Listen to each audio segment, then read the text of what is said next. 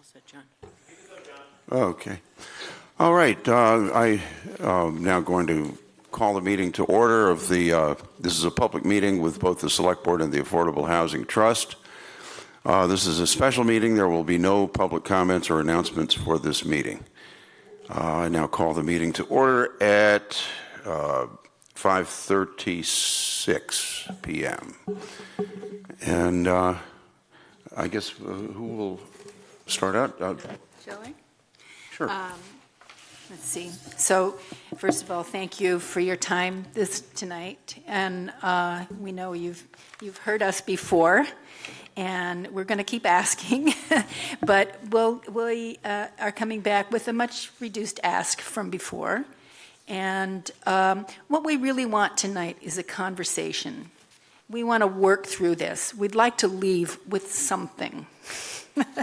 And so we do have a short presentation, but the presentation isn't the meat of this meeting. The meat really is the conversation between the participants, all of us, and trying to reach some sort of agreement about how we can at least begin to provide essential funds to the Housing Trust so that we can address a variety of different avenues of dealing with providing housing for both people that are low income and people who are at a more attainable level. And so we hope that we can just have a conversation, figure it out. So shall we have the slideshow? Absolutely. Okay.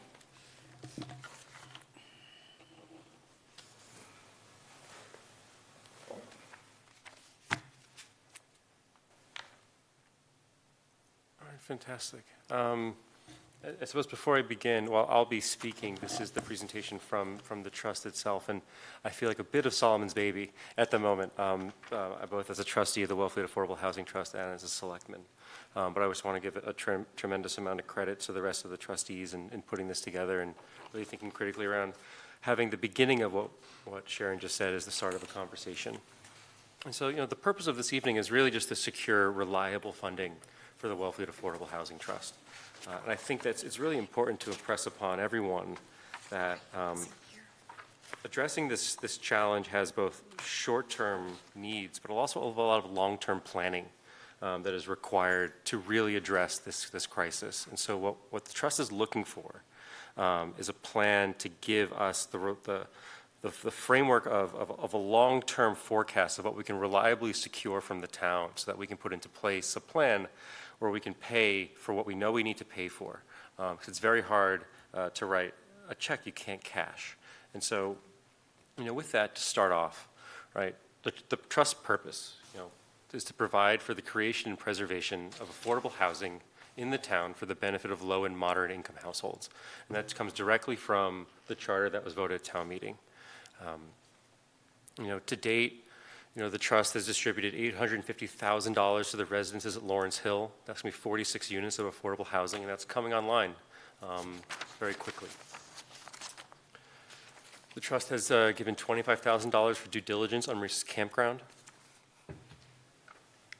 about $300,000 for mortgage buy-downs for two different households, about $20,000 of forgivable loans for the creation of affordable ADUs. And that was 100% donation funded, and we just can't thank enough those individuals that find it important to donate to the Trust. So the current balance sheet, the Trust currently has about $1.2 million available to allocate for future needs, but most of that is already earmarked. And I think that's really important to impress, that while there is money in the bank, most of that already has a plan to allocate towards. And that's been funded from private donations, from ad hoc town meeting allocations, and from CPC funding.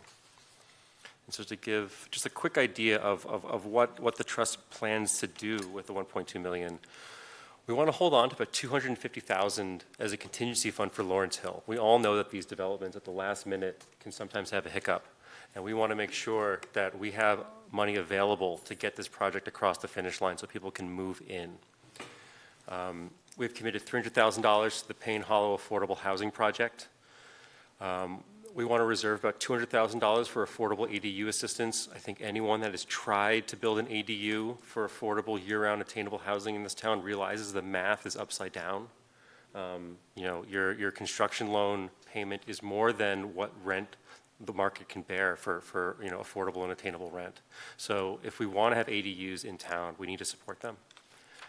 And we want to hold on to about $100,000 for down payment assistance so that future families and future generations of Felicians can afford to get into that home. And so when you add all that up, you realize that the trust barely has enough to do what is already needed to be done. And I think what we believe is so important is that there's so much more that we could be doing.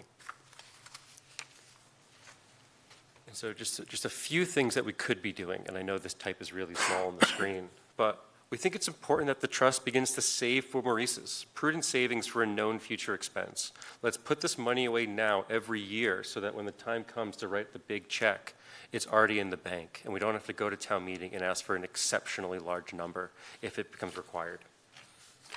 There are very few remaining buildable lots in town, and the Wellfleet Affordable Housing Trust has the authority to acquire that land and hold it in perpetuity for affordable and attainable housing. We can also preserve existing homes in the form of affordable and attainable housing by buying homes as they come on the market. We'd love to create a program where we can fund repairs for low and moderate income owners to make health and safety repairs to their homes so they can stay in place. Like we spoke about before, we'd love to expand the support for affordable ADUs in town. You know, the town has made it clear that they want inclusionary zoning. We support ADUs, but without the financial support, it's just not economically feasible for individuals to build them. And then deed restrictions. You know, the trust can be the vehicle to purchase deed restrictions, but we need capital to do so. So those are some, not all, but some of the uses of capital that we could use if we were funded. So to start the conversation, the trust has three asks. We're asking to allocate 35% of the short-term rental tax to the trust for fiscal year 27. So we just got fiscal year 25 numbers in, and so the short-term rental tax came in to be about 1.4 million. So 35% of that would be roughly 498,000. So that's our first ask.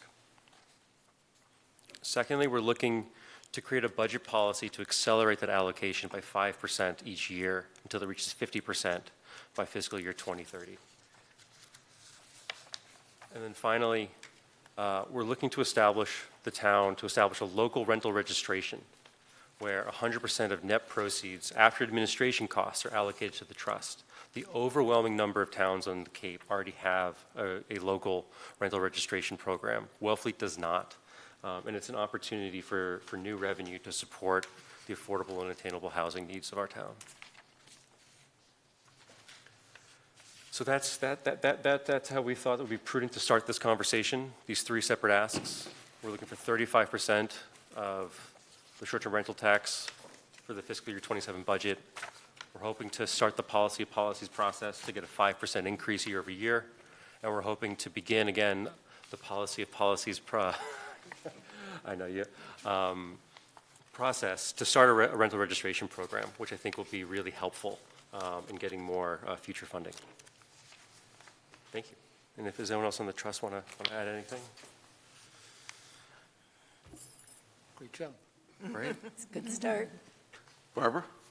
Thank you, John. I would like to ask our town administrator to offer his thoughts, just initial thoughts on the proposal as part of the discussion.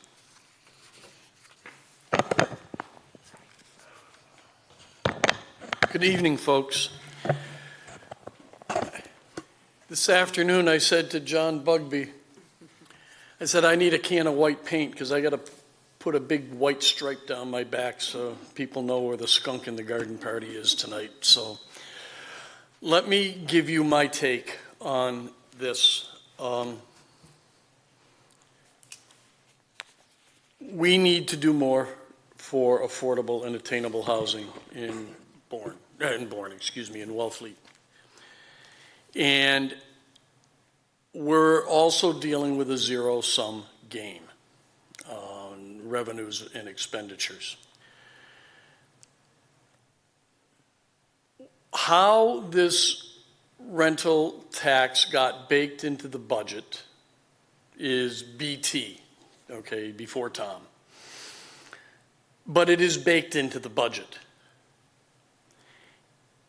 And as I look at the FY27 budget, very raw, very loose numbers. I want to be sure that you understand that things will get tighter as we go forward. By plugging in the increases that we know are coming, 18 to 20% in health insurance, that's 300,000 and some change. 12% in our liability and other insurances, which is about 150,000, I think. I don't have it, it's on the sheet. And labor costs, which I've plugged in at 4%, understanding the select board has given me directive on collective bargaining. They've given me a window. And taking into account various soft costs that come into those negotiations that aren't necessarily salary.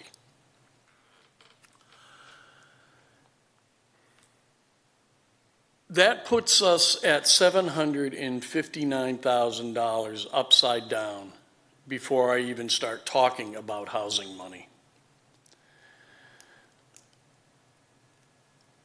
If we were to take 10%, $140,000. That would bring that deficit up to 900,000 and some change, roughly.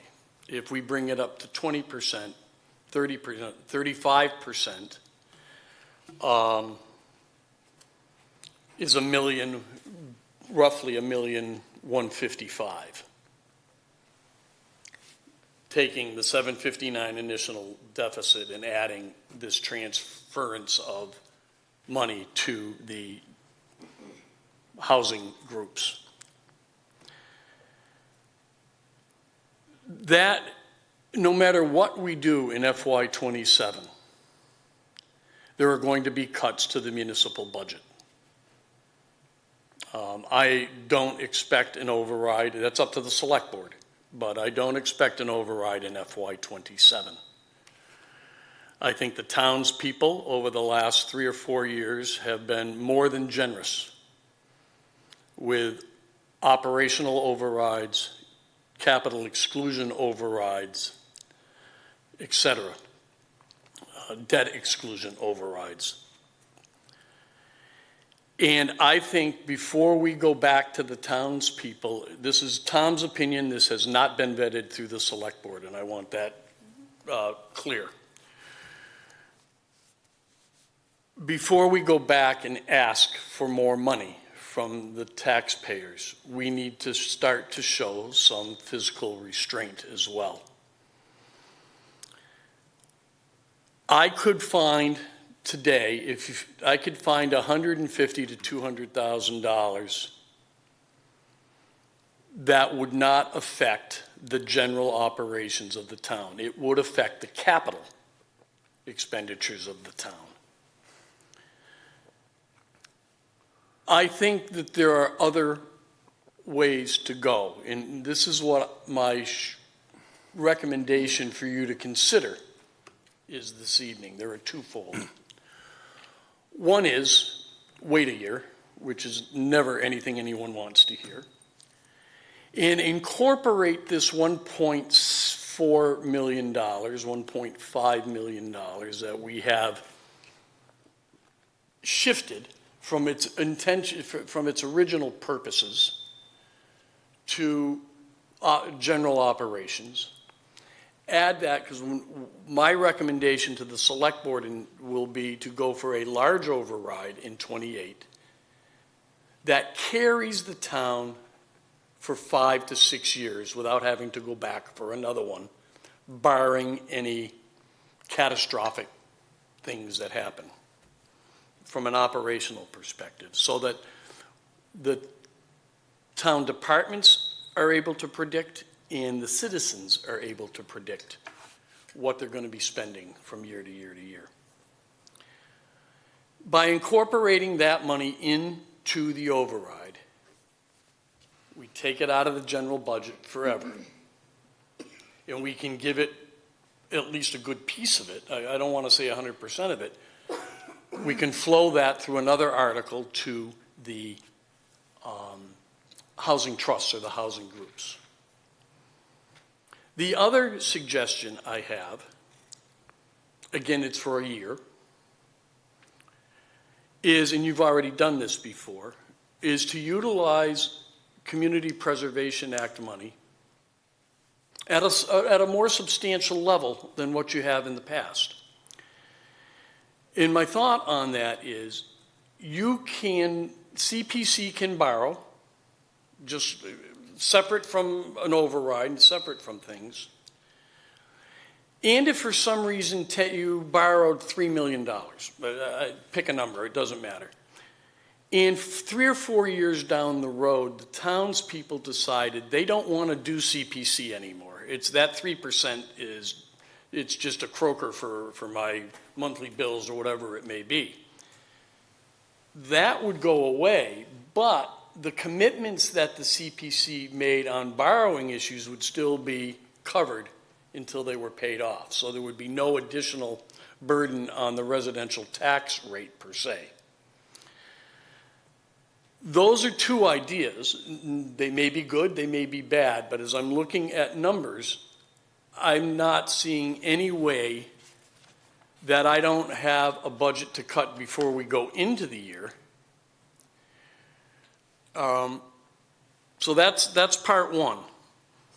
I am expecting a positive result on one of the 2 grant applications that we submitted. Elaine did a huge amount of work for the Payne Hollow. Ryan and the Maurice's group did a huge amount of work on the Maurice's group. There are 2 grants in there now. We kind of know where it's going, but we can't say anything until the governor actually tells us what's going on. Okay, I expect one of those to be funded. That's as much as I can say tonight. And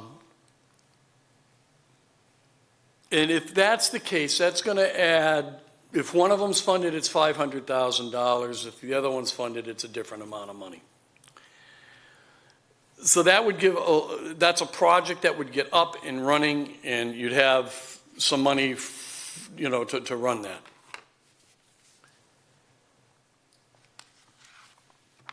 The other thing that I think people need to understand, and you can, we're going to have a discussion after, but I just want to finish this up, is of that $1.4 million that we're currently in the budget and we're trying to figure a way to get more to housing, it touches every department. Housing or sewer, because it's all kind of together, touches almost every department. I'm putting in 20% of my time on housing and sewer, maybe a little more. John Bugby's putting in 20 to 35% of his time. The planner's putting in time on this. We have, although it's funded through CPC, we have a new housing person who's putting in that. Conservation has to deal with the sewer and the housing as well. There's very few, public safety deals with housing and so there's very few departments that this money doesn't touch that is indirectly tied into those 2 big issues that every town is faced with right now. So I just want it understood that there are ways for us to make this work. I think we have to. I think the housing trust and the people involved with this, it's true, we have a housing problem here. But we've got to make that balance. What is the town willing, if we're going to do this 35% this year, what is the town willing to go without to make that difference? Because it's a zero-sum game. One more point, as I said at the beginning of this is going to get better a little bit over time because things tighten up and get better as we get closer to the budget season. But we're still going to have a deficit going into '27 with or without the housing money being transferred. And that's a conversation we have to have in consort with the conversation to get this money pulled out, because it hits a number of different things. And that's all I have, Mr. Chairman.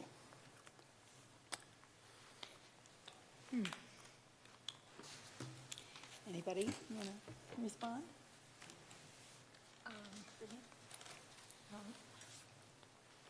Would you like to speak, Elaine? No, I just thought maybe people on the select board Yeah. had. Oh, does anybody on the? Well, I guess I have a question. You raised, contingencies that arise, as well as the current expenses and increases we're looking at. I'm just throwing this out there. I'm not sure if it's pertinent or not, but I was just made aware of an issue down on the waterfront, the separation of that bulkhead. Is that a separate financial? In a perfect world, that would be covered by the enterprise fund receipts. Or they'd raise revenue through town meeting for the enterprise fund. Not directly. I mean, we do underwrite both enterprise funds a little bit, which we really need to get away from over time. But overall, that wouldn't have a huge impact. That would be in the capital end more than. Okay. Because that's the kind of thing that keeps cropping up, is the effects of decades, generations really, of neglect of town infrastructure that's nowadays coming back to haunt us here and there. So. Right. But, if people don't have a place to eat and live. Then, Exactly. I get both sides of this. I've done housing for 41 years, in different CDBGs, from row houses to new building to lot buying to buying down mortgages to buying down the interest rate. I mean, I get it. And I've done it in rehab loans as well. We just got to find the balance. We can't afford to give you 35%, in my opinion. May I speak? Sure. What's a number you can start with? Next year or this year? Well, FY '27 or '28? well, 27, let's start there.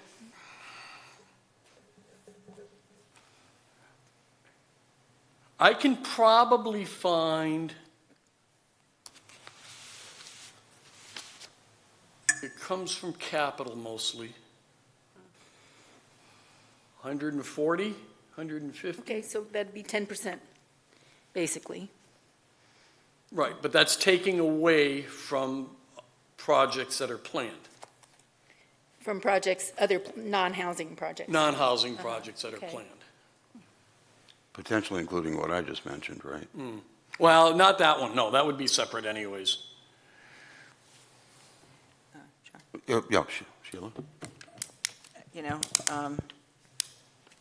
Is this on? Yes. Okay.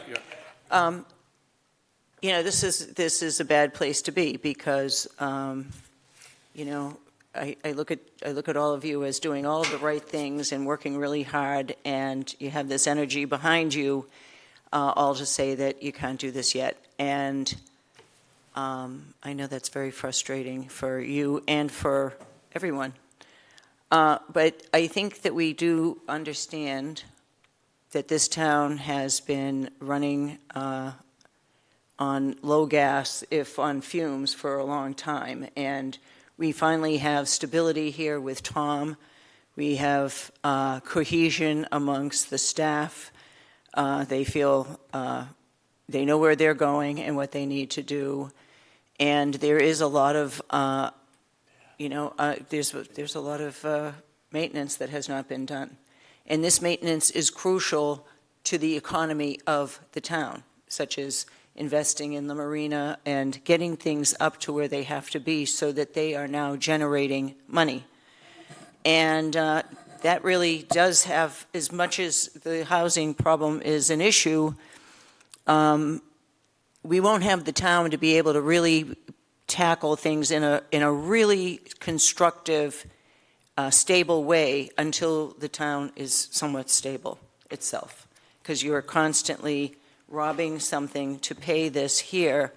And, you know, I see what Tom is saying, and if we can get through this year and try to do with what you can, maybe not dedicate as much to all of these different pots that you're doing, maybe take 50 off here and 50 off there, and still be able to, because I really do look at the mission of the trust that could actually accomplish a lot more than even going through an exercise of affordable housing in a big project, because it's targeted, it can help certain individuals that are seeking, that live here in the town, and it can do a lot in a nimble way, and address these things. So I think the trust is important, and it's really one of the more important vehicles to be able to help solve the problem.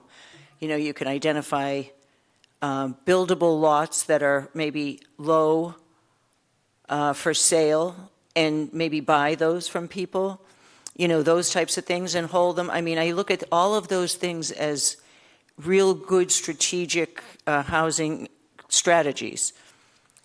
But this isn't the year, and I hear what Tom is saying, and I'm like you, like, really, like, well, this is the end of that meeting. Like, you know, I mean, it's sort of like a flat no, but it's not really a flat no if we really work hard.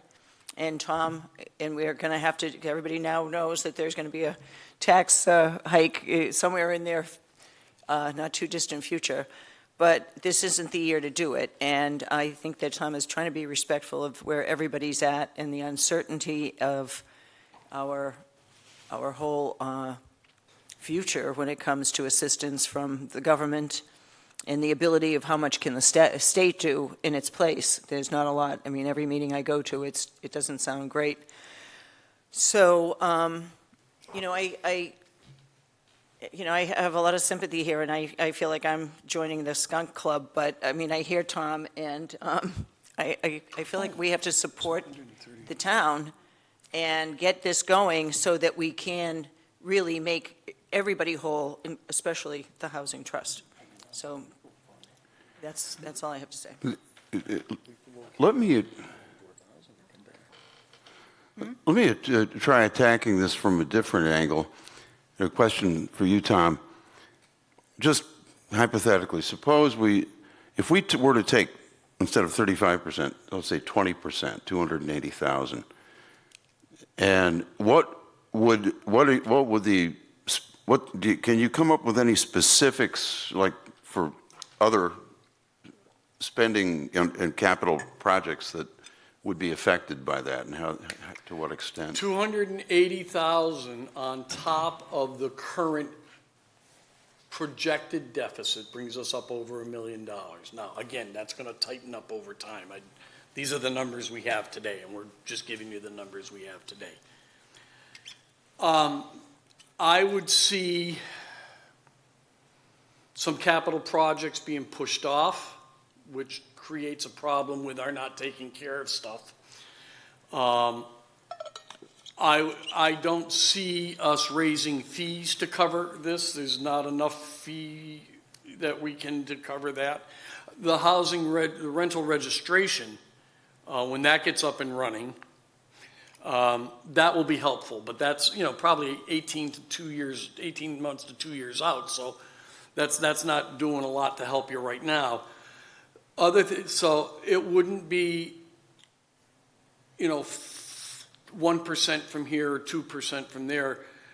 There would be departmental cuts. There would be people. There would be programs. There would be offerings. And I don't know what those are yet, because I haven't done.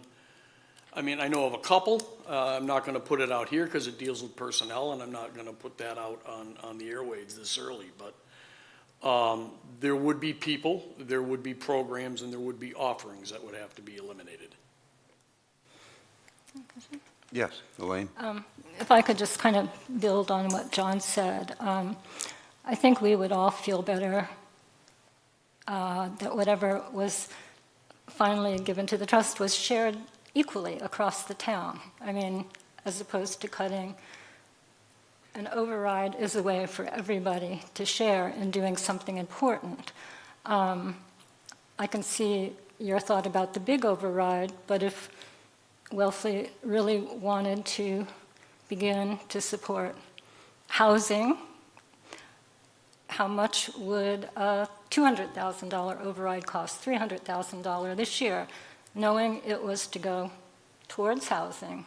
I feel like it's something the community could support. I think that, you know, it's a way to, I mean, we've established a trust 4 years ago. It was approved by Select Board, by the Planning Board. We just got the information today about the seasonal communities and all the things that that has to offer, including a way to really support attainable housing up to 250% of AMI. So there's so much that could be done, and to keep putting it off as opposed to maybe saying to the town, would you, are you willing to pay $50 more a year so that housing has a basis to work from? Is that something that would be for the Springtown meeting? I'm just saying, it's a way to share the burden and to get the money in place without cutting anything. Well, Tom? thank you, Mr. Chairman. The 200,000 or 300,000 or 110,000, that's just going to be additional amounts that need to be cut. There will have to be cuts, regardless. No matter what we do.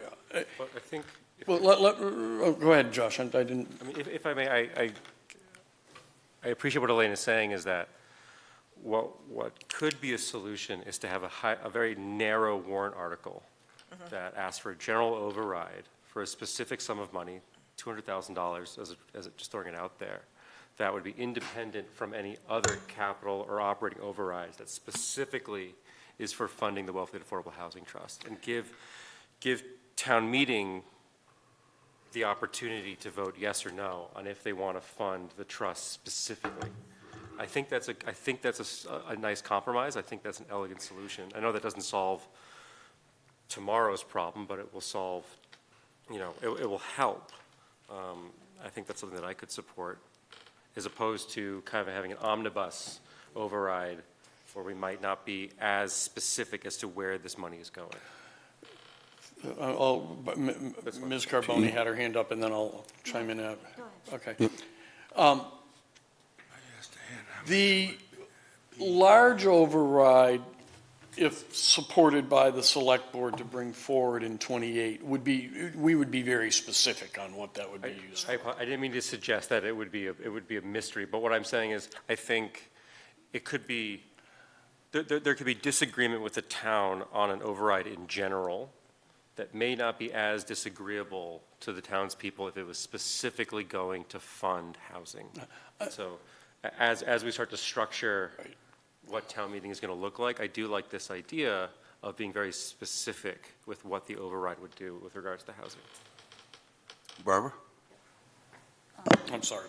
So Josh, that would mean, if I understand correctly, we would still be having to look for $750,000 worth of cuts, and at the same time, we're at town meeting saying, but here's an override for this specific purpose for housing. So at the same time, we're cutting services, programs, staff.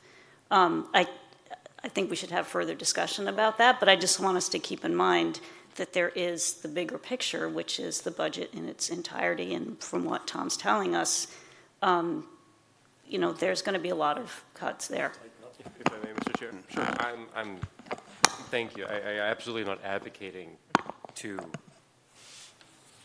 have any cuts whatsoever. What I'm saying is, instead of asking for a general override, it's 749. So at some point we're going to ask for an override to avoid cuts before we institute them. Is that an accurate?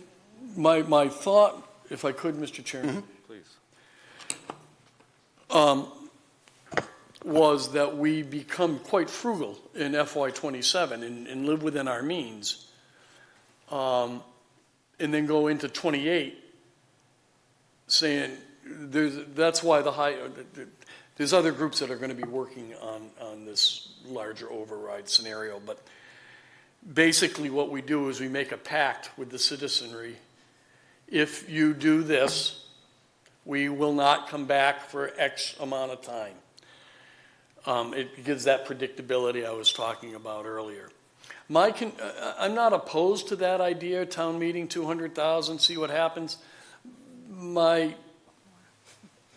The scratch that I get, or the itch that it gives me, is we're asking the townspeople again. And that, regardless of what the purpose is, okay, they're all honorable purposes, I think, when we go back to town meeting, but it's been like a rapid fire repeat to folks, and maybe people don't mind. I don't know, but I know a lot of people that are stretched right now with what their tax bill is. And $50 would make a difference. Oh, yes. Gary? Yeah, just go down the line. Which way do you want to start? So I guess just simply, are we saying that we just don't want to support affordable housing? Because so far, the municipal town of Wellfleet has not funded the trust at all. Even though each year we come back and we ask for it, if we're saying that there's not enough money to go around and we need to be frugal, we can't be any more frugal because our budget is zero. So at what point do we start funding and we become part of the budget? So through the chair, Yes. so maybe You need a mic. sorry. I'm sorry, Barbara. Maybe I need some education. So the money that's in the trust right now, that is spoken for, and the other monies that the trust has previously put towards the laudable purposes in here, where was that funding from? CPA. That's all CPC money? And donations, private donations. Okay. And $100,000+ a year in the short-term rental tax impact fee. Sorry, I've had my hand up for a Oh, while. I'm sorry. Your hand hasn't shown, Ryan, I'm sorry. Been up the whole time. So the short-term rental community impact fees goes into special purpose funds. It doesn't go to the trust, or at least it shouldn't. That's as dictated by the votes at 2022's annual town meeting. The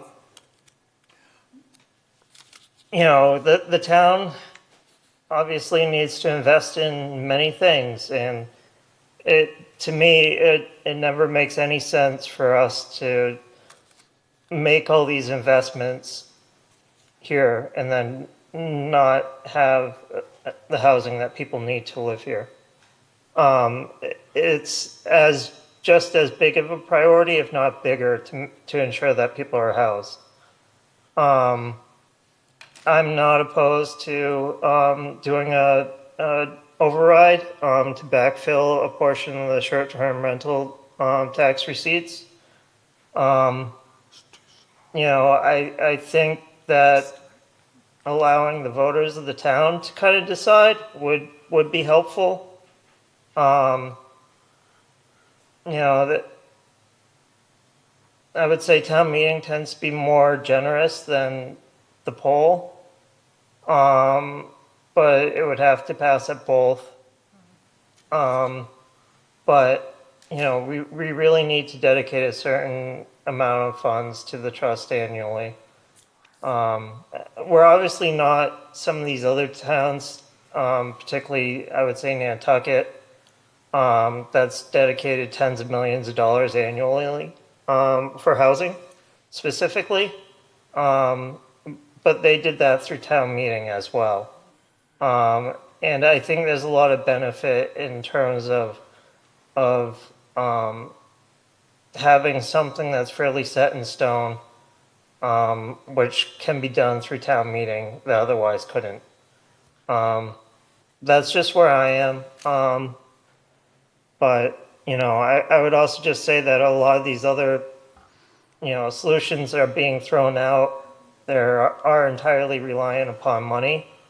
and the funds to do so. Even the purchase of vacant lots is going to be very expensive unless they're undersized. Kathleen Nagel could probably tell you better than I could what the cost of a vacant piece of land, if you can even find it, is going for in Wellfleet per acre. So, thank you.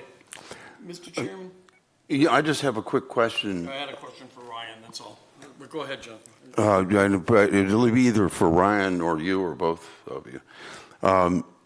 In connection with the, and I'm leaning towards liking the idea of the override that Josh brought up and that Ryan mentioned. But Ryan, you mentioned what's it called? Impact fee. The impact fee. Is that something that could be repurposed at the Springtown meeting along with putting the override on the warrant? Could we also repurpose that and add that into the pot? Conceivably, the trust as it's currently written can only support up to a certain AMI threshold. There's two different categories. So some of it has to do with the provisions of the statute. 35% of it has to be reserved for households making, I believe it's 60% of AMI or below, or for capital projects. So it's in what's called the Affordable Housing Stabilization Fund. And that's where those funds are. I would say a big issue is when you start mixing in monies that have different income threshold requirements. It becomes very difficult to keep track of them unless they're held separately. And then the other one is the Housing Stabilization Fund, which has no AMI threshold set for it. So that could support, attainable housing that the trust can't. I believe the trust is limited to supporting no more than 120% of AMI. Okay, Kathleen? Right now. I was just going to say, as the treasurer of the trust, we have different ledger accounts based on how we're allowed to spend the money, and there would be no problem with me having a ledger account that says, up to 60% of AMI. We have up to 100%, and then up to 120%, so. Mr. Tom? Chairman, I just want to make a point, and I don't mean to be, I'm being like, it's kind of like sides, and I don't want that to happen, but in 2024, at the annual town meeting, we appropriated $500,000 for the Housing Stabilization Fund. So that we haven't put money up for housing is not a fair statement. That we maybe haven't appropriated money to the trust is a fair statement. But we've got $500,000 a year and a half ago that went into Affordable Housing Stabilization Fund. No, that went into the trust. It went to, Stabilization at the town meeting article. I'm reading it off of the town meeting article. well, all the money pretty much goes to the trust at this All right. point. The trust is what Okay, is so you got- the mechanism. There are a few things that go through the housing authority, but most Okay, of it so goes to there's the trust. 500,000 there. I mean, don't say. Voted at town meeting, Right, correct? but that's how the town gives you money, is through town meeting. Well, if we were to set a short-term rental tax policy, it wouldn't have to go to town meeting. We would be Right. able to budget and know we were I am going to in full- be funded. As a town administrator, I am in full concurrence with that. I think that's a great idea. You keep telling me that, so I'm encouraged. But not for 27. Tom, can you just give us a feel, what would 28 look like then? Well, 28's gonna, I mean, we don't know. What's the federal government gonna do? Right, but we're always in this balancing act of Yeah, where so should I the money expect go? that 28 will be like 27, maybe a little worse. But that's why we are looking at a longer-term, more substantial infusion of override cash in 28. In 27, I really believe we gotta show restraint. So my question is, for FY '28, in terms of the commitment to the trust, whether it come from short-term rental or wherever, what kind of support do you envision? My thought was to, and this is up to the select board, and we're gonna have to get Sue involved and the treasurer involved and other things too as we move this forward. It's a work in progress. Right. My thought was to take the entirety of the short-term rental, or a good part of it. I still think we need some for sewer, but take a good piece of that, and we could negotiate on that number, the select board and the housing, and just wrap that into the override and give it to the housing trust for housing purposes. So, Ryan has his hand up, just so you know. Okay, thank you. That would be a one-time, but it's $1.4 million once. Ryan? Yeah, ultimately, the best way to secure the housing trust with predictable funding is through town meeting that either allots it a certain amount in an override annually, or has an override to backfill a percentage of short-term rental receipts that are then bound by an article on town meeting for the purpose of the Affordable Housing Trust. Barring that they will not have a predictable source of funding. Even if we set a policy that doesn't make it predictable, it's easily changed. But an active town meeting is fairly restrictive, and it would ensure the ability to have a predictable funding source. Josh? I'm hoping we can maybe pivot the conversation a little bit, because what I appreciate is a lot of this conversation is around how we move money from one pot to another. Can we get a little bit of an idea of if we have consensus amongst the board, if we want to direct the town administrator to create a rental registration fee for the town of Wellfleet, which would be new revenue? I think that's it's smart to do. I think that there's ways we can structure this where we can decrease the cost, and Ann, please back me up on this, but I think 13 out of 15 towns on the Cape already have a local registration fee. Wellfleet is one of 2 that doesn't. That can bring in new revenue to the town. There's ways that we can structure it so that year-round rentals pay significantly less in fees than those that have short-term rentals, so that there is minimal impact to those that are renting year-round, but those that are renting, providing short-term rentals will have to pay a little bit more. Short-term rental tax is a demand-side tax. The person who is renting the property pays the tax. The person who owns the property and rents it out doesn't pay anything to this town. And I think there's ways to increase public safety through local inspections, make sure that there's smoke detectors, make sure that there's proper wastewater, make sure that there's proper egress, right? That's part of how we pay for that through this fee. But then there is an argument to be made that we then redirect the delta between the administrative cost of the fee to the trust. And that could also be a predictable and sustainable revenue stream for affordable housing in this town. And I'm just curious how my colleagues feel about this, because if we like it, we have to direct the town administrator to pursue it. Okay, Barbara, and then Tom, and then me. Yeah, I think it's a great idea. I think it's really a necessary idea. 2 years ago, Truro increased its rental registration fee substantially. It's actually partly how we pay for our housing coordinator, so that's in the operating budget. And I think that is a good source of revenue to support, housing. However it's moved around, I think that's a good idea. That you need someone to run the rental registration program, so that's something that Tom would have to figure out, is the staffing and the other administrative costs for that.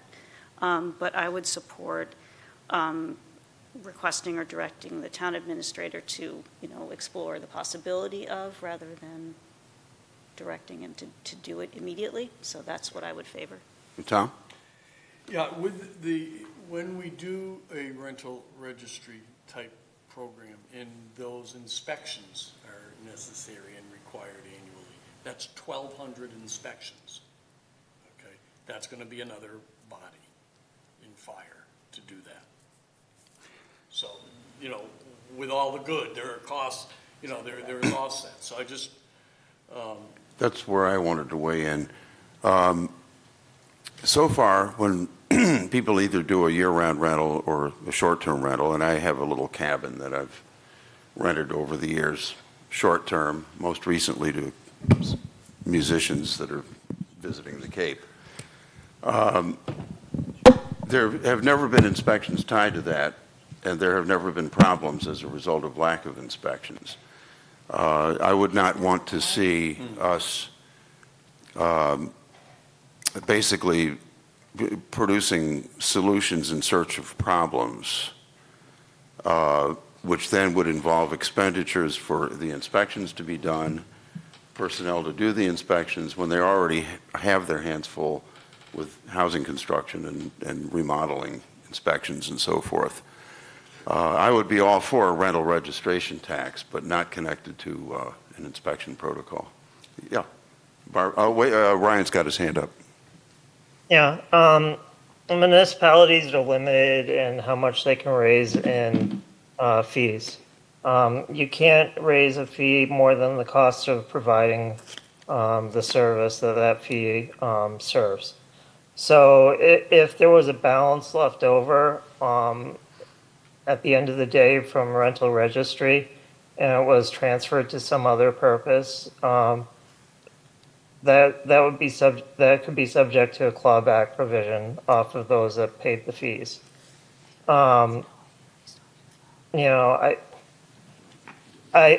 think if Barbara's here, but I'm pretty sure if anybody challenges the cost of churros, that churro will lose in court. So through the chair, can I Yes. respond to that? Yes. This has been vetted by KP Law, who's also our town council. So I have a lot of confidence that the program that we have in place is defensible. But Mr. Chairman, I was going to speak to your point about the inspections. Whether we have a rental registration program or not, we are required, all towns are now required to do those inspections. The building code was amended to move short-term rentals into the category of premises that need to be inspected yearly. So we're going to have to be planning for that one way or another. So we can't avoid those inspections I see. by not having a rental registration. If you remember, there was a fire in Orleans, which That's really, underscored the need for that, so that has changed that law. I see. Okay. Mr. Chair, if I could respond to Mr. Curley's comment. Yeah. I think there's an argument to be made, and certainly conversations with, Department of Local Services and Department of Revenue would have to be had, that short-term rentals has exacerbated the affordable housing crisis in this town.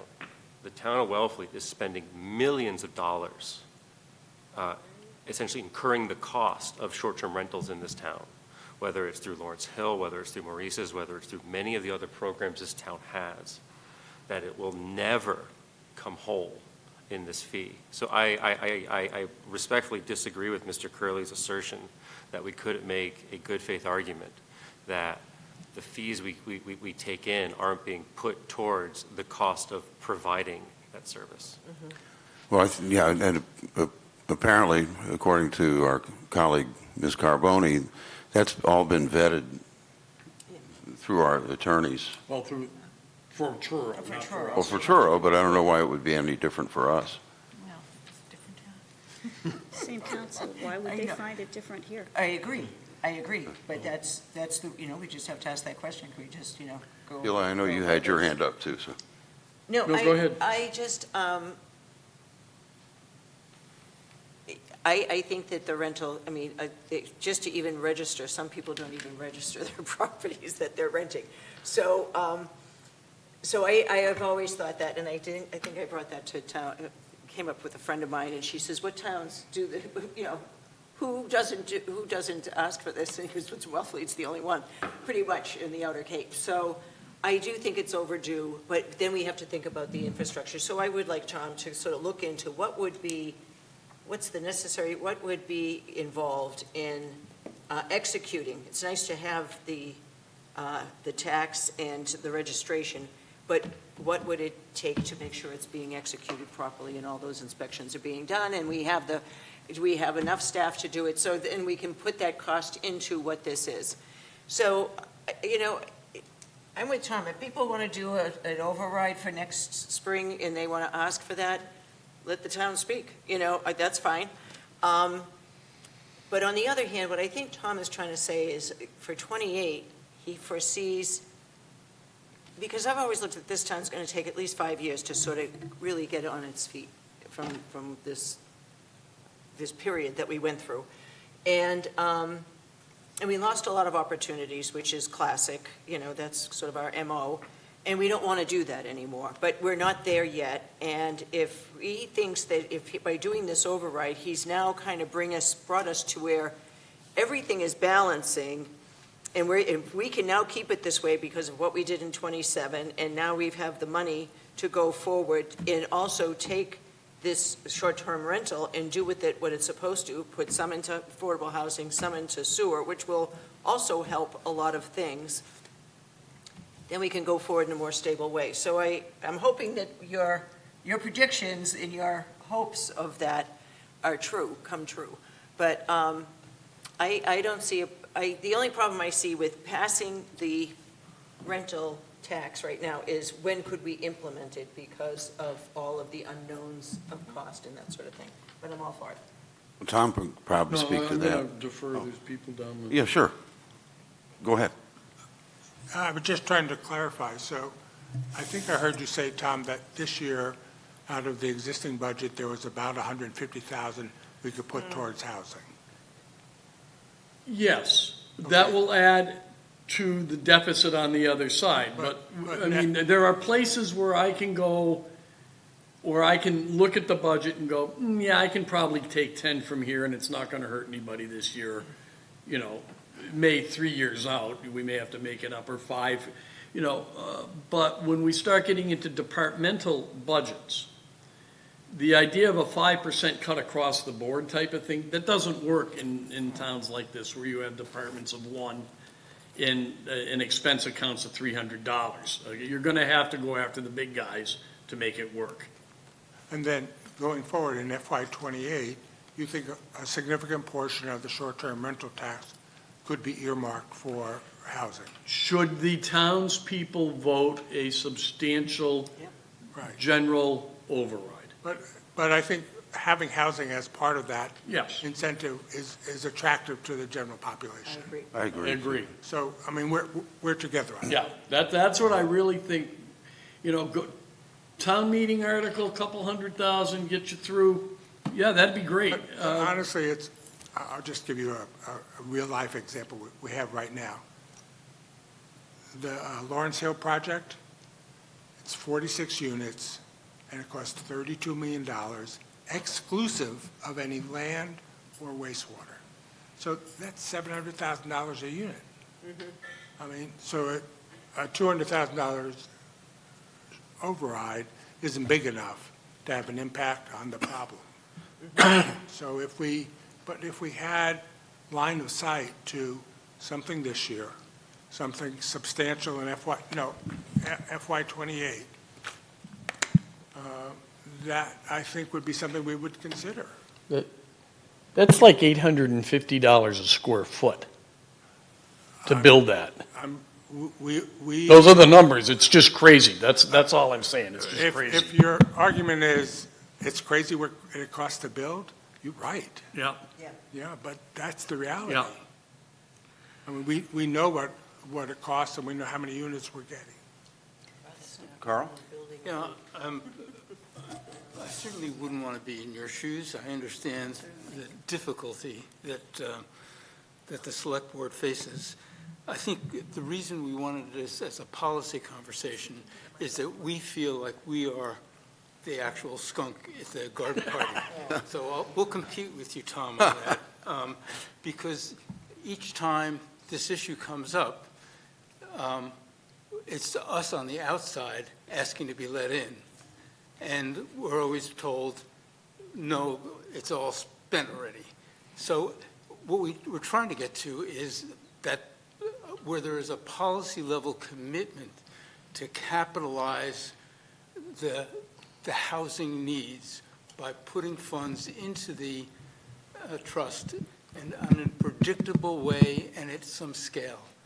And I think that's where we need to go. And I fully appreciate how challenging this is for the select board. I wouldn't want to be in your shoes, but I think this is an important issue, and somehow we have to give it the same standing as a lot of the other critical needs that the town faces. And I understand how frustrating it is to be On the other side out of in that, the cold, out there waiting to let in. So, pardon me. Josh? Sadly to report, Yankees are up 1-0 in the playoffs, just to anybody who's following that. Go ahead, Josh. You know, I appreciate the town administrator's offer of trying to find something from the capital budget. I'm not sure I'm comfortable with that, if I'm being honest. I think this town has a history of kicking the can with capital improvements. I don't think we should start a precedent. And so, you know, like I said, I'm kind of Solomon's baby right now on both the trust and the select board. But I wouldn't want to take from our capital budget in order to give some money to the trust. I don't know if that's the best solution. Let me That's my answer that opinion. if I could, Mr. Chairman. What I'm looking at is, if you recall, when we put the new capital program in, when the new capital program was brought in 2-3 years ago, in that, there's this maintenance line that goes through all of the departments. It's like $50,000. You know, it's kind of building towards something if something breaks, and they have this pool of money in their capital account to be able to fix that. What I'm suggesting, there's probably 14 or 15 of those, and they vary by amount. But like the $50,000 ones take 10, because it's, you know, you're slowing down the future growth, but it's a 1-year thing, and the 25,000 take 5. I can glean about $80,000 to $90,000 from that. That doesn't impact any programs, staff, or capital expenses that are planned for that particular year. It's deferring a little bit, you're cutting the amount of increase you're giving it each year. But for a 1-year thing, I think we could do that. It would be better if I could take that and throw it up against the budget and bring that shortfall down. And I do want to reiterate, I'm going to say it 5 times so people don't come back to me in May and say, you said this in September.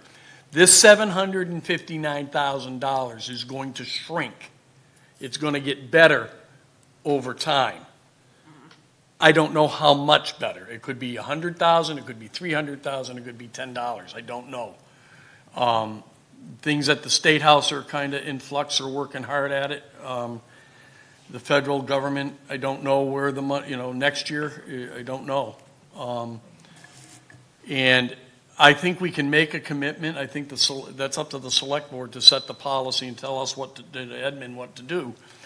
And we'll do whatever the select board and you folks come up with as a plan. My concern was trying to take a big chunk of change out of a budget that I can't take a big chunk of change out of. Let me just throw this out there and sort of try to sum up, see if I have it right.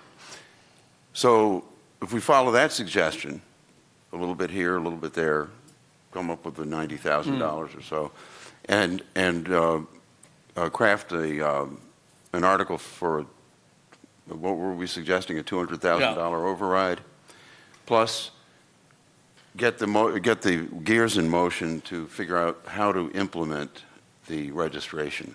Yeah, I'm going to have to work with people that are smarter than me on that, that's for Because sure. then to get the answers on that. That would be you, that would be Ann, that would be Is anyone in this room right now. Is that a good sum of what we're looking at right now as a That'd be fine. possible So for 2027. For 2027, yes. Yeah, I think you should go with I think the town meeting article is the best way to go with that. How do Go you for all 200 feel now. about And- that? I don't like it, but it's the best of the bunch. So would that be town meeting article, but no $100,000? Right. You can't have, I can't give it to you from both ends. Uh-huh. That's just me. The selectmen can do whatever they want. I'm just looking at it from a peanut So are we country. talking a bird in the hand?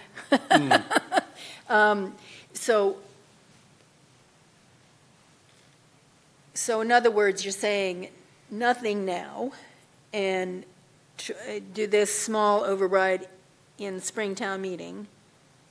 Plus the $90,000 or so that he can. No, do. no, No, no, he I said wouldn't do not both. both. I Oh, you wouldn't do can't both, do John. both. Oh, okay, well, that's Yeah, what I no, was the asking. 200,000, That's the bird in the hand, isn't it? Yeah. Like- And You know- that's, through the chair, that's coming from out of the capital budget. Right. That's where you would get the 90,000. That's where I would take it from. So Josh, that is still Okay. taking money out of the No, capital there's- budget. If you did the override, And, you wouldn't have to do and looking at implementing a registration fee. correct. But so, I'm just trying to, I'm not very versed in municipal government, so, or certainly not in budgets either. So if we were able, to, if we, the town agreed to the 200,000, to the override, like 200,000 specifically for housing, that's a one-time thing. And then what about going forward? In '28, if the select board were to concur, okay, it's really, I would recommend that we take the 1.499 million, whatever that is, plus whatever we may need to sustain basic function of the town. I'm not looking to add a bunch of people. I'm not looking to grow the organization. If we balance that out over a 4 or 5 year period, that you get the 1.4, and then we could, at that point, we can say, okay, now we're even, okay, we're at zero. Now, let's plug in 150,000 as a line item, year after year, or 100,000 or 200,000, that's up to the select board in town meeting as Off well. the rental tax. From the rental tax. No, well, Oh. from the rental, or just rental tax, yeah, but it'd still have to be voted. We have to appropriate the money. So the source can be determined through there or some other source. We can always determine the source. But the commitment, the policy would be that the select board and you would agree To to. fund the trust. X amount of dollars annually as part of the budget. I just can't do that this year. Right. Mr. Chair? Yeah. I guess maybe I'm confused, but if, the way I always understood it was that if town meeting and then the election approved a general override, that is a permanent, perpetual increase. Correct. So that's, I believe, what Ms. McElroy was proposing, was that we ask for a general override of X amount of dollars that specifically will go to the Wellfleet Affordable Housing Trust. So it doesn't come out of the capital budget, and it's not a one-time thing. And so that's, I think, what the elegant solution is that we together figure out what is a defined amount of money that this town wants to give the Affordable Housing Trust in perpetuity. And so I think that's. For the Springtown meeting? Correct. So I understand the allergen, because there may be other general overrides being asked of the townspeople in the future. But I do think it's fair, especially because the town of Wellfleet has consistently supported affordable and attainable housing initiatives, to put it to town meeting. Let's ask them, do you want a general override? Do you want your taxes to go up $20, $50, whatever the amount would be? We'd be prepared to give them that answer of how much that increase would be.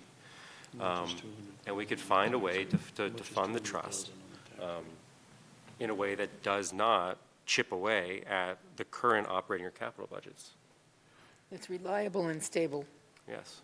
And it sounds like we're going to have to implement the registration fee Oh, yeah. in any That's case. gotta be done anyways. Ryan, you got your hand up? Yeah, similar to Josh, it really needs to be done through town meeting with an article that provides continuing funding, and not subject to necessarily policy that then boards, including future boards, might deviate from, because once you've started relying upon funds to support other services, as we see right now, it's really hard to back those out. And a future board might decide that, it might be a one-year thing where they're going to supplement the budget by a certain amount, and not give as much to the Affordable Housing Trust. But once it's in the general budget, it's really hard to pull back out. So there really needs to be a funding source that is continuing, that is bound by town meeting. Could I ask a question, Mr. Yeah. Chair? I asked Ann this question. The impact of $100,000 of borrowing on the average taxpayer. Move the mic a little closer. The impact of $100,000 in override on the average tax bill. What is that?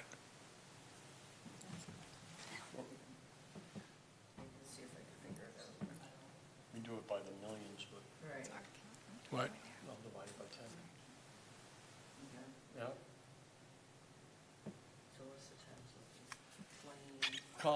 Tax levy's 34, 22 million. Roughly 24 million.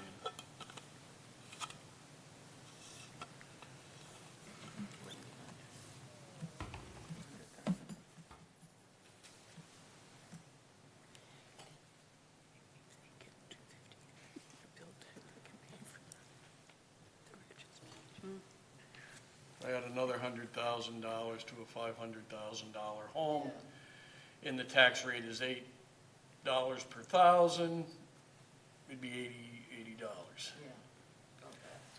So for every $500,000 of assessed value, it's $80. Well, no, I'm just doing some calculation. Okay. So if you have, your tax rate is $8, all Isn't it 6 something? right, $6, $6.50. So if your house value with the town is $400,000, I know that's low, but, and you're paying $2,600 a year in property tax at $8. You add $100,000 to that, make it $550. $6 times 1,000 is $65. I mean, that's really rough and dirty. There's a lot of other things that come into it, but that's just your rough and dirty calculation. So it would be between 65 and 100, depending on your house and. And there are other factors that add and detract from that, but the raw numbers,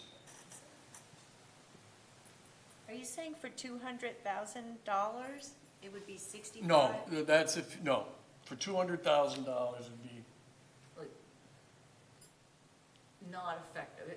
Not- Nothing that yeah. would really be. yeah, I wouldn't That notice. we need to ask for more, Yeah, it right. wouldn't be a blow. Where I was going, Mr. Chair, is that if we're going to go to the voters and ask for an override, we should ask for more than the 200,000. If we're going to make this a steady state, This is, And- we're talking spring, if I may, Mr. Chair, we're Yes. talking spring meetings. We have a lot of time. Well, not a lot, I mean, 'cause time flies, as we know, it's gonna be Christmas tomorrow. But we do have time, you have time to think, we have time to talk about this and think about Absolutely. this, and you have this budget as you're going forward, and how is it tightening up, and how is it looking at the end, and how are we getting through it? There'll be more information, and there's more time to really think through if we're gonna do it, what's the best way to do it? I agree. If you're gonna go bite at the apple, exactly take that right, big right. bite. And I think there would be support. The issue is, do you want to do that? And then you're going to go, as long as people, you know what, people, this is all out in the open. Yeah. You're going to tell people this is, because this is a need. This board has requested it. If you do it, this is great. But next year, there will be something else. And it won't be as low, or it won't have the same low impact, which is almost not noticeable. Something is going to happen that will be noticed. Through the Correct? chair. Yes. Yeah, that's correct. My concern goes back to the beginning of my comments, is how often do we hit people with, we're going outside of our means again, folks, can you help us out? I understand I understand this. And I know there are a lot of important competing issues. Housing is huge. If we don't have housing up here, we don't have anything. But how often do you go after the taxpayers for more? I think you're better off to keep it at the $200,000 level and have us break into a larger amount in the FY28. That's me. It's up to the select board and you folks to decide. I wouldn't spend more than that. Ryan? This goes back a little ways, but there's also the residential tax exemption. We're at 32.5% currently. The net of it is on median price home. It reduces the tax rate by, I want to say, like 28%. If it's a year-round residency, but that's only applies to if the owners are year-round residents. So there's, a different, there's a differentiation between those that are year-round residents and those that aren't. Those that aren't, because we have such a high percent that are seasonal residents, they only have to, their tax bill doesn't go up by that much to offset the year-round residents. It's something like, I want to say like 6%, because, that's just, we're highly seasonal. If there's an override, we have to look at it almost as a good way of thinking about it might be, all right, so we have this need, and if it was something like, let's say if we just built a new pier and we wanted to build up a department to run the pier, how much would that cost? Or things along of that nature. And I think housing is equally important as, if not more so than all the other areas. And we really need to start funding it like with the same level of priority as if it was a department. So thank you.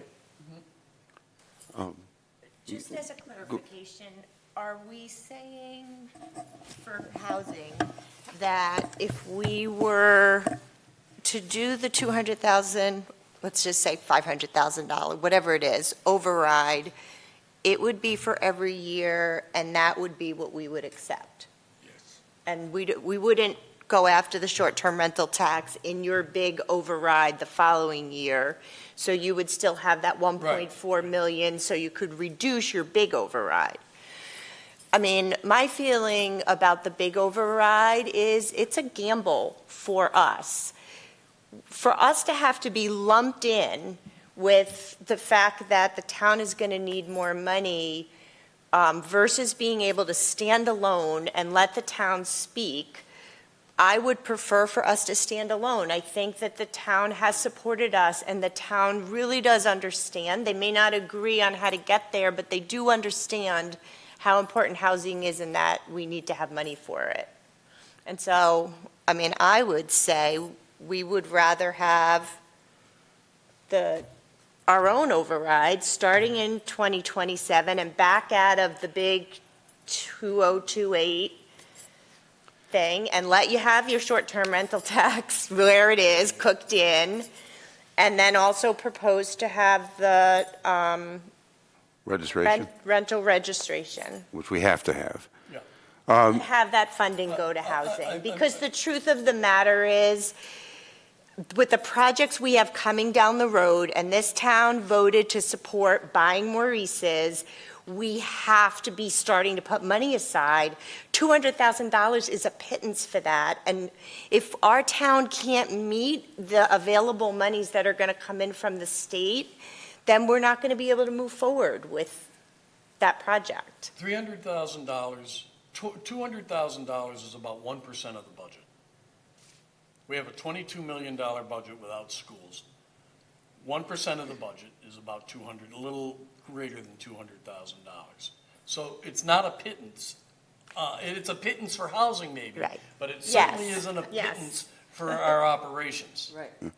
Well, philosophically, it makes sense to me because the town did make a commitment to the housing trust by establishing it. It did. And the voters ultimately decide. I mean, Yeah. it's our money collectively. So I'm starting to pick up some type of a consensus amongst this group that we should look into what an independent housing override could look like for Springtown meeting. We should just bake out a cost table for every $500,000 of assessed value, what does 100,000, 200,000, 500,000 look like, so that we as a board can make a decision on what we think is appropriate to bring to town meeting floor. And then I think we do likely need to have some form of a motion, and I have something written down, to direct the town administrator to begin to develop a proposal for a rental registration program in this town. I want to make sure that I'm hearing the right things and I'm not speaking for other people, but. Barbara? Through the chair, yeah, I agree with that, as long as the first one is just asking the town administrator to, and town accountant to, as you said, map out what the revenue would be, but not any particular commitment at this point. Right. Okay, I can Yeah, support we that. have to figure out what the mechanism's going to See be. what it is. Right. I think a registration is going to take Yeah. a number of meetings. I would want to have public comment. I would want to have a conversation with DLS and DOR. I mean, it's going to take time for us to get this started, but we have to get this started. Right. Yeah, So the time we to can- start it is We now. can do it tonight. Suzanne? I'm sorry, this That's okay. might be like way off base, but with the turnover that you have in your building, finance, town administrator, last year, we didn't incorporate the $200,000 for OPEB. That was also an override, and we realized it later upon talking to people who have been here a number of years. So I personally wouldn't suggest an override unless there's a nice big piece of paper on somebody's door that says, we overrode this for, because I didn't know, and the 24, 25, we did it in 26 for this year. So that's just a concern, is like if you don't have continuity in the building, then somebody might not see what's happening. So it's going to have to be something that is. You mean like a real record? Yes, Of what these yes. votes are and. Sorry, I don't- You know, I talk. That's something that also needs to be done in the town of Wellfleet. I which talk is- to the board all the time about a layer of the onion I found from 2023 that Exactly. just surfaced, and it's, X amount of dollars. There's still a lot of that. It's getting less and less over time as the finance group that we have, starts to pick these things up and has time to start digging. But we're going to have these little hiccups for the next several years, I'm pretty sure, because there's a lot of stuff that we know we're missing, we just haven't seen it come up yet. So how does this affect what we're discussing? Nothing, it has no effect, it's Make it just, Just if you're doing an override. just make sure there's a big gold star on the town accountant's door saying every year put 200,000. So if the treasurer was to request the money, if the housing Right. trust requested the money every year, Right. it would be Yeah, fine. it would just be, This is our usual. Well, we can do our part. yeah, it'll be baked into the It's budget. our- I think this is the best way to go, I'm not, Here's our receipt that we get. It's a this. nice compromise. Well, we just passed it this time, That's what you need. So Okay. back to Josh, I think we're, I'd be ready to think we're ready. offer a motion if the chair would accept it. Yeah, it's fine. yeah, I'm fine. I don't see any hand up now, so. So I move to direct the town administrator to create a proposal for the select board to review for a rental registration program for all rental properties in Wellfleet with net proceeds after administrative costs allocated to the Wellfleet Affordable Housing Trust. To the extent allowable by law, registration fees for year-round rental properties shall be set at the lowest practicable rate and shall remain lower than the fees for short-term rentals. Is that too specific for you, Ms. Carbone? I just, if there's a second, I don't know if you wanted to second, Mr. Chairman, if you want to second that and have discussion, or, That's usually the process. Yeah, and so- then maybe we'll say, okay. we're going to change it. All right, I'll second for discussion. Yeah, so through the chair, that is more than just directing the town administrator to explore it. That's committing us to using the revenue from the short-term rental project to go to the Affordable Housing Trust, which is not something that I think there's consensus on. So that's why I asked earlier, is it just to direct the town administrator to do something, or is it something more? So I don't support a decision now to commit the funds from whatever rental registration program that we come up with for affordable housing at this point. Maybe down the road, but not at this point. So I can't agree. support that motion. Let me ask you, should it be amended to just direct the town administrator to explore what the mechanism that needs to be put in place to establish a registration? That's what I thought the motion was going to be.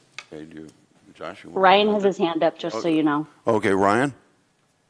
Yeah, I wouldn't want to include year-round rentals.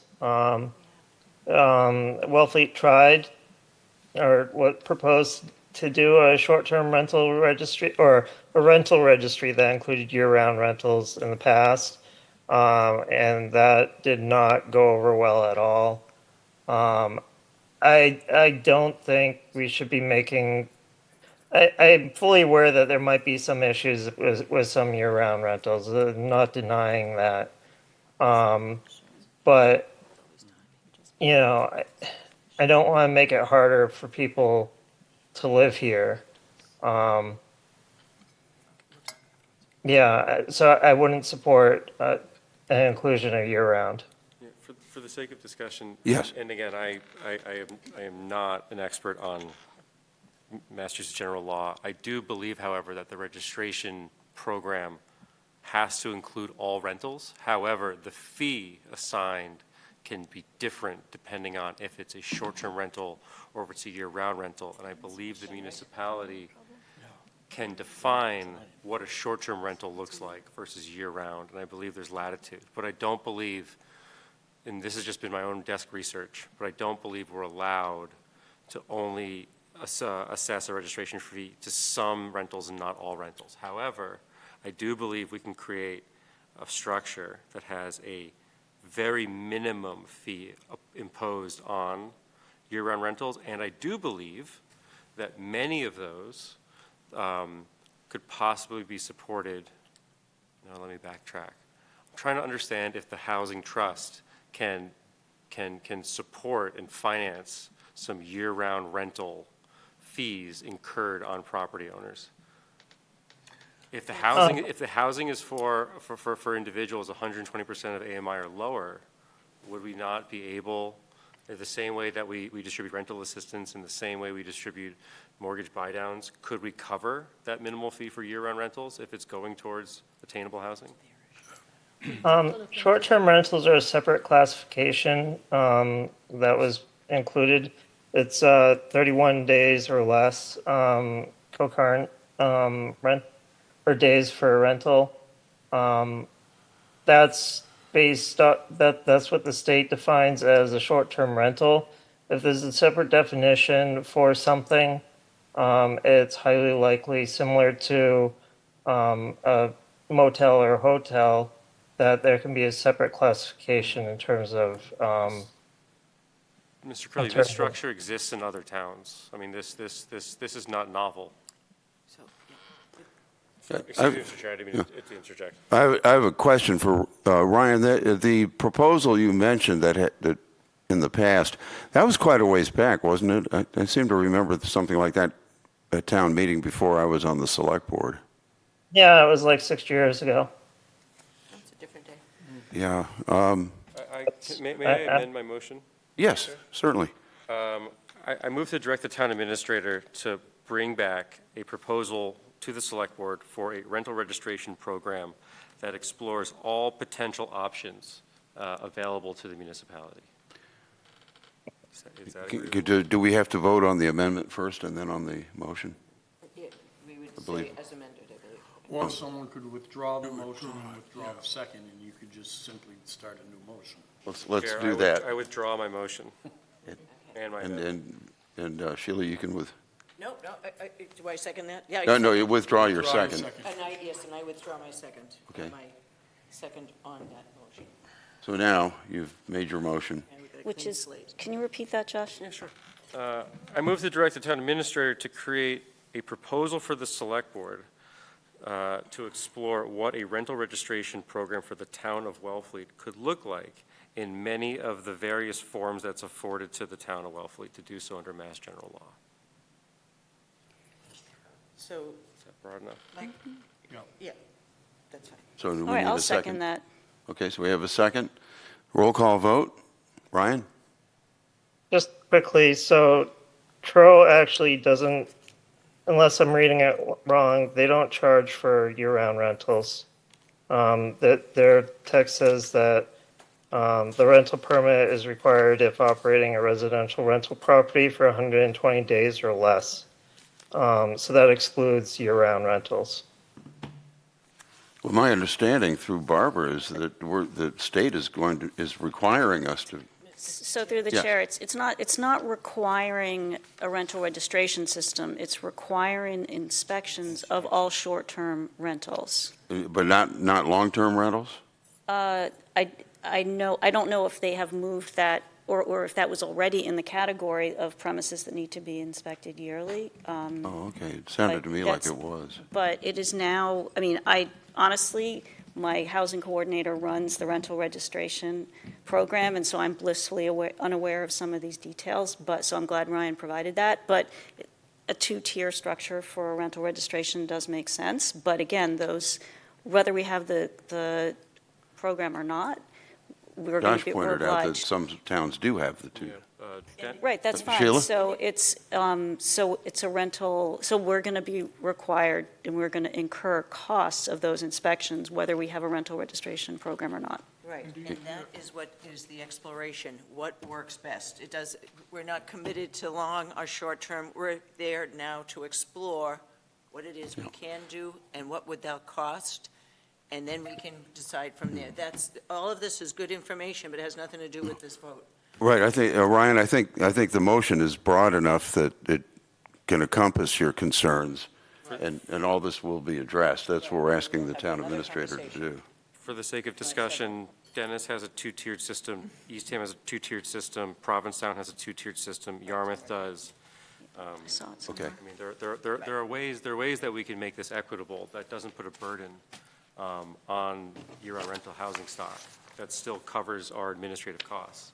Okay. And as you know, my colleague asked, we created this motion broad enough, so we're not making any decisions tonight, but we need to start the process. Right. Yeah.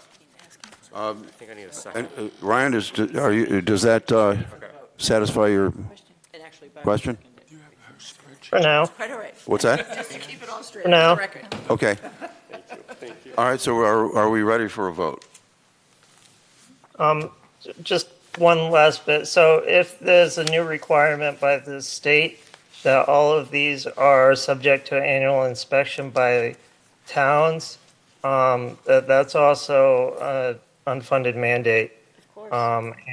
And can be appealed to the Auditor General or the state auditor if she determines that it is indeed an unfunded mandate. The state either has to provide the funding to the towns to fund that mandate, or that it's unenforceable. Well, I don't think this changes the, So noted. It still doesn't change the vote that's in front of us. That's Yep. all stuff that's in the future that we will be maybe confronted with, and when we do, we'll have to think about those things and/or appeal if we need to. So, we're ready for the vote. all right, roll call vote? Barbara, you're going first now. Okay. Barbara, aye. Ryan, aye. Sheila, aye. Josh, aye. And John, aye. The motion passes 5-0.